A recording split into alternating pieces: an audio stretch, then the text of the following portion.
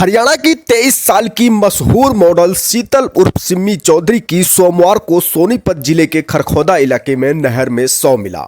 Modelling की दुनिया में इन्हें शीतल के नाम से जाना जाता था। शीतल का बड़ा ही बेरहमी से गला रेतकर हत्या कर दी गई और इस हत्या में पुलिस ने बड़ा खुलासा किया है। खुलासा हुआ कि ये 14 तारीख को अहर गांव के लिए गई थी। सुनील के साथ ये लड़की गई थी और वहाँ पर इसका कोई शूट था जो हरियाणवी एल्बम में ये काम करती है। और अहर गांव में शूट के बाद जब रात 10 बजे के करीब ये वापस आते हैं तो रास्ते में इन दोनों का गाड़ी में ही झगड़ा हो जाता है।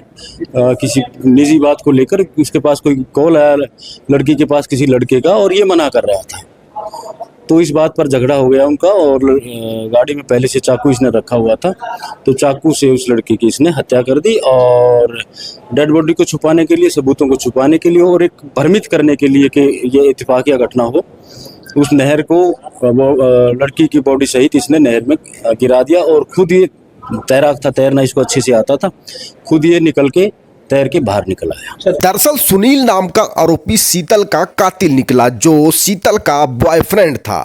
कुछ दिन पहले ही शीतल को पता चला कि सुनील पहले से शादीशुदा है और उसके 2 बच्चे भी हैं। इसके बाद से उसने सुनील से बातचीत करना छोड़ दिया। बीते 14 जून को शीतल अहार गांव में शूटिंग करने गई थी।